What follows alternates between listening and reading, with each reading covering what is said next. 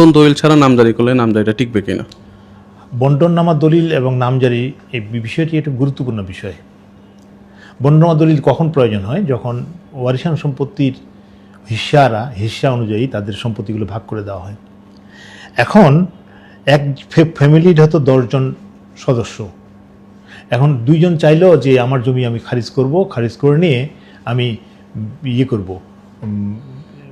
জমি বিক্রি করব, সে খারিজ করতে পারবে না। এই জন্যই যে ওই সম্পত্তিতে অন্য শরিক তো অংশ চাইতে পারে, তাহলে আপনি কি করবেন? এই জন্য বন্টননামা দলিল দরকার হয়।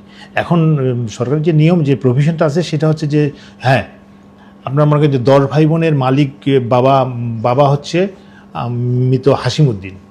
হাসিমউদ্দিনের নামে সম্পত্তিটা যৌথ খতিয়ান সৃষ্টি হবে, মানে পারিবারিক কোন খতিয়ান সৃষ্টি হবে, কিন্তু একক কোন খতিয়ান সৃষ্টি হবে না।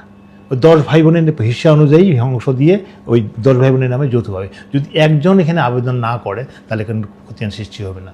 এই জন্য যদি বন্টননামা দলিল হয়ে যায় তাহলে বন্টননামা দলিলের ভিত্তিতে নামজারি হয়ে যাবে, নামজারি করতে পারবে। স্যার আমি একটু ক্লিয়ার হই, বিষয়টা হচ্ছে যে একক নামজারি মানে ওয়ারিশ সম্পত্তি একক আলাদা করে নামজারি খতিয়ান করতে পারবে না, অংশ অনুযায়ী পারবে না, পারবে না।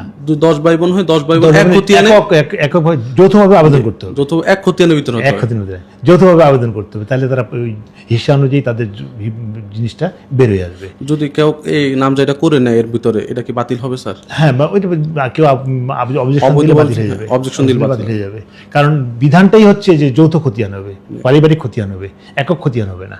যখন বন্টননামা হবে তখন এককভাবে তার খতিয়ান সৃষ্টি করতে পারবে। মানে মোট কথা হচ্ছে বন্টননামা লাগবে। জি, বন্টন দলিল ছাড়া এককভাবে নামজারি করতে পারবে না ওয়ারিশান সম্পত্তি। ঠিক আছে স্যার, ধন্যবাদ।